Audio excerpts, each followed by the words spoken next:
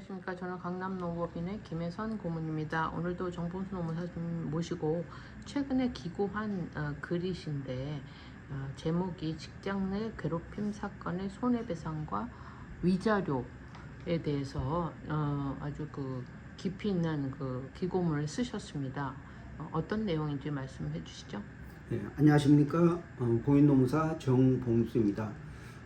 최근에 괴롭힘 사건이 굉장히 많아지고 있습니다. 저희 농업법인도 평균 한 달에 한 건씩은 그 조사에 참가하고 또 그 해결책을 이제 마련해 주고 있습니다.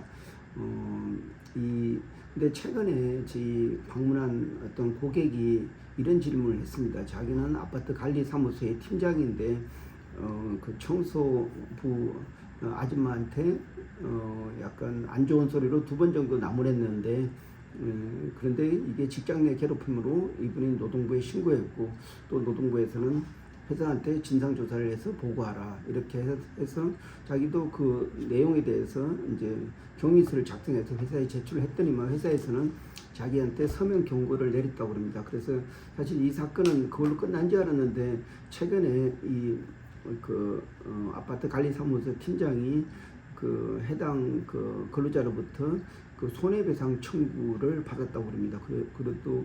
그런데 그 금액이 그 8천만 원이라는 금액을 받아가지고 이분이 잠도 못 잘 정도로 걱정을 엄청 하고 있었습니다. 그래서 우리 사무실에 찾아와서 직장 내 괴롭힘, 자기는 그 업무 태도가 불량해서 한 2번 정도 잔소리한 것밖에 없는데 이렇게 8천만 원까지 그러니까 손해배상을 청구해 왔는데 이걸 어떻게 대응해야 될지, 그래서 제가 답변 드린 거는 그 관련된 판례를 검색한 다음에 그 내용을 알려주겠다. 근데 일반적으로 직장 내 괴롭힘에 대한 어떤 손해배상 청구는 그 괴롭힘 자체가 불법 행위라는 게 있어야 된다. 이 불법 행위는 민법 750조에 있는 내용으로, 민법 750조는 고의 또는 가실로 인한 위법한 행위로 타인에게 손해를 가한 자는 그 손해에 대해서 배상할 책임을 진다. 여기서 이런 한 문구입니다. 그런데 여기에서 중요한 거는 손해가 발생해야 된다는 거, 그리고 인과관계에 있어야 된다는 거, 그리고 그 위법성이 있어야 되는 거, 그리고 또 기책 사유가 있어야 된다는 거, 이런 부분. 하여튼 이 부분을 가지고 이제 손해배상 그걸 판단을 하게 된다고 설명을 해줬습니다. 그리고 직장 내 괴롭힘 자체는 지금 근로기준법 76-2 정의가 있고 76의 어떤 3에서 어떤 사업주가 행동해야 되는 그런 어떤 직장 내 괴롭힘에 대한 예방 조치, 조사 조치, 그리고 후속 조치가 있어야 됩니다. 그래서 사업주 같은 경우는 이러한 필요한 조치를 하게 되면은 법적 책임을 벗어나기 때문에 결국은 그 직장 내 괴롭힘을 가한 그 가해자 그리고 또 피해자의 어떤 법률 관계가 됩니다. 그러면 이제 제가 이제 판례를 확인해 보니까 보통 그 대부분의 경우가 이제 한 500만 원 이내에서 대부분 해결됐습니다. 그런데 이제 좀 이렇게 직장 내 괴롭힘에 인해서 자살을 했다든지 아니면 괴롭힘의 어떤 기간이 오래됐다든지 그 빈도수가 있고 또 이걸로 인해서 정신적 고통을 굉장히 많이 가지게 된 경우에는 1,000만 원 이상의 어떤 그 위자료 청구도 인정되는 경우를 확인했습니다. 그래서 제가 여기에 우리 찾아와서 이렇게 8천만 원의 소송을 받았다는 이제 의뢰인한테는 제가 설명해 준 게 사실상 그 민사로 갈 때는 그 노무사가 아니고 변호사를 써야 되는데 변호사 수임료만 해도 최소 300에서 500인데 결국 이 근로자한테 지급해야 되는 그 돈도 뭐 한 300에서 500 정도밖에 안 되는데 굳이 그 변호사를 수임할 필요가 있냐. 그래서 직접 본인이 대응하면서 합의하더라도 한 500만 원 내에서 대부분 해결된다. 그리고 직접 이렇게 가한 정도가 그게 업무의 적정성 여부도 사실 판단해 봐야 되기 때문에 굳이 걱정 안 해도 된다. 그래서 자기는 업무 적정 범위 내에서 했다. 그리고 비록 손해가 어떤 괴롭힘에 대한 그게 됐더라도 그렇게 많은 청구를 할 정도로 근로자한테 손해를 줬다고 판단하지 않는다. 이 근로자가 어떤 우울증과 공황장애를 일으켜서 그 요양이 필요한 이 부분은 어떤 근로자가 어떤 스스로가 어떤 심신의 미약한 부분을 있기 때문에 그런 거지. 본인이 이렇게 직장 내 괴롭힘의 가해자가 됐지만은 그 정도 금액을 줄 정도로 손해를 가하지는 않았다 판단한다. 그렇게 제가 설명을 해줬습니다. 그리고 이번에 이 기고문을 통해서도 느낀 거는 직장 내 괴롭힘이 단순히 회사의 어떤 징계 조치로 끝나는 게 아니고 어떤 그 불법 행위로 인정이 돼가지고 어떤 민사상 손해배상, 즉 다시 말해서 정신적 위자료 청구하고 직접적으로 연결된다는 사실을 많이 확인을 했습니다. 그래서 이 직장 내 괴롭힘 이 부분은 사실상 어떤 그 인격권을 스스로가 존중하고 이제 그런 부분에서 이제 그 회사 내에서 어떤 반드시 이렇게 존중하는 사회가 돼야 된다. 그런 차원에서 이제 어떤 직장 내 괴롭힘을 방지할 의무가 있고, 그리고 또 사업주에서도 사업주도 안전한 그 근무 환경을 보장해 줘야 된다. 이런 법적 의무가 있습니다. 그래서 이러한 직장 내 괴롭힘에 대해서 회사가 방치를 한다든지 제대로 조치를 안 하게 되면은 회사도 그 공동 어떤 책임을 지가지고 손해배상을 해야 되는 그런 내용도 포함되고 있습니다. 네, 그렇군요.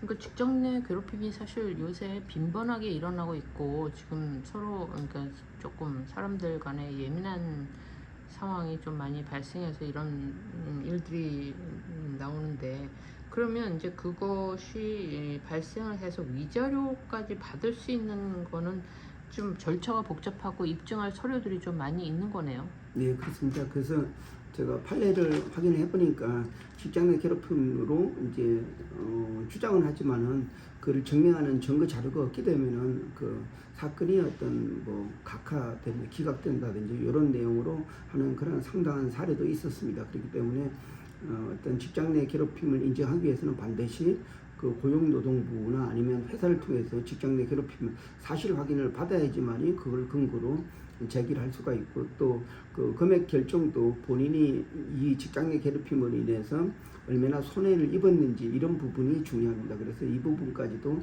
이제 준비를 해가지고 직장 내 괴롭힘 소송 괴롭힘에 대한 어떤 그 위자료 청구 소송이 이제 들어가야 됩니다. 그럴 때는 반드시 고려해야 될 사항이 아까 말씀하신 대로 직장 내 괴롭힘이 반드시 있었다 관련된 입증 자료, 그리고 자기의 어떤 그 정신적인 이런 피해 정도, 이런 손해 정도를 정확하게 판단할 수 있는 병원의 진단서나 아니면 그런 어떤 비용이나 아니면 그런 내용을 가지고 이제 준비를 해야지만이 좀 더 많은 그 위자료를 받을 수가 있습니다.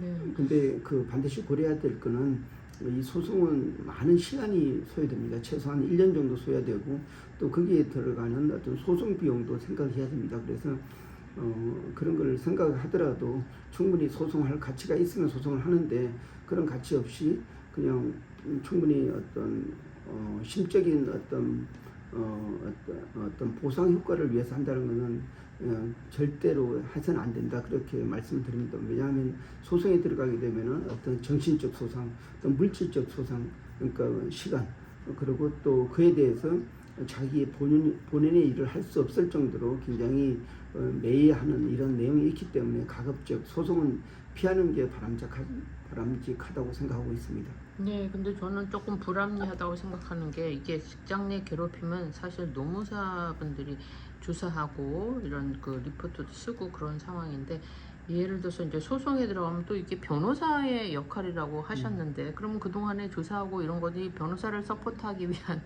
그런 데이터밖에 안 되는 것 같은데, 이게 어떤 노무사들이 끝까지 처리할 수 있는 그런 방안이 마련됐으면 좋겠네요. 예, 하여튼간에 그 우리나라는 그 외국에는 이제 하여튼 모든 법률 직역이 변호사로 이제 통합돼 가지고 영미법 특히 국가에서는 그렇게 있는데, 우리나라 같이 이제 이렇게 변호사가 있고, 변호사는 주로 민사나 형사하고 이제 해당된 특별법을 이제 대변하는 그런 변리사나 또 법무사나 그리고 세무사, 노무사, 그리고 간세사 이런 부분들의 어떤 전문 자격사들이 있습니다. 근데 사실 이 분야의 전문가임에도 불구하고 소송으로 들어가게 되면은 사실 행정심판은 소송과 같은 절차로 이루어지고 있지만은 이러한 전문 자격사가 법률 대리인으로서 다 사건을 대리를 하고 있습니다.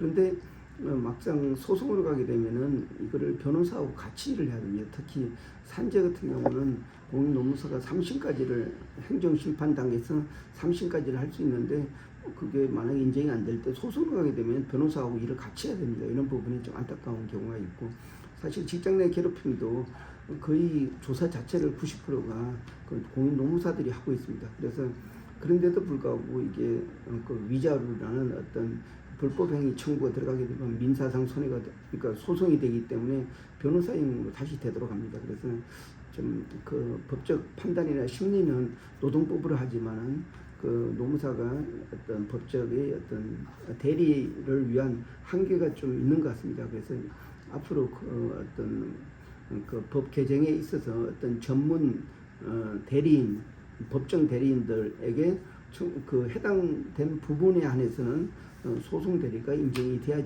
되지 않을까 그렇게 생각하고 있습니다. 네. 앞으로도 이런 그 사건이 발생하면 그 뭐 우리 노무사분들이 더 역할을 더 확장을 해서 결과적으로는 피해자한테 보상이 충분히 돌아갈 수 있도록 그런 법적 장치가 좀 마련되었으면 하는 바람입니다. 네, 맞습니다. 하여간에 이 직장 내 괴롭힘은 근로기준법 76-2, 76-3에 있는 조항이기 때문에 사실 노동법 조항입니다. 근데 이거를 민법적 사고를 가진 그 변호사들이 해결하는 건 좀 문제가 있습니다. 그래서 지금 그 저도 이 기고문을 준비하면서 그 자료를 확인해 보니까 2024년 기준으로 그 12,000건의 직장 내 괴롭힘 사건이 접수됐다고 그럽니다. 그래서 이 고용노동부에서는 보통 이제 직장 내 괴롭힘 사건이 접수되면은 76-3의 어떤 법적 의무에 따라서 이제 그 고용노동부에서는 그 기업체에다가 직장 내 괴롭힘이 발생했으니까 그것을 확인하고 그 조치를 하고 그 결과를 보고해달라 이렇게 노동부로 통보가 됩니다. 근데 이제 노동부에서는 이게 그 가해자가 사업주인 경우에는 직접 조사를 해서 처리하는 경우가 있습니다. 그래서 하여튼간에 이게 1년에 12,000건이 진정이 접수됐다는 것은 굉장히 좀 우려스럽고 아직도 우리나라의 어떤 직장 문화가 어떤 상하관계로 이루어지고 또 괴롭힘이 많이 그 남발되고 있다는 그런 내용을 반영한다고 볼 수 있습니다. 그래서 사실 기존까지는 이게 직장 내 괴롭힘에 대한 어떤 조사 의무나 이런 법적 내용이 2019년에 도입됐습니다. 사실 2019년 이전에는 직장 내 성희롱 위주로 사실 사업자, 그러니까 남녀 간의 어떤 어떤 괴롭힘이나 차별이 없어야 된다. 이게 중심이 됐는데 그게 어느 정도 안착이 되니까 다음 단계에서 어떤 괴롭힘을 방지하는 이런 법이 법제가 됐고 지금 이것이 근로기준법에 들어와 있습니다. 앞으로 그러니까 이것은 아마 지금 이 사건이 많기 때문에 어렵고 힘들고 부정적으로 볼 수 있지만은 어떤 더 낫고 더 스스로 존중하고 발전적인 그 어떤 직장 문화를 만드는데 큰 기여를 할 거라고 생각하고 있습니다. 네, 오늘 말씀 감사합니다. 예, 고맙습니다.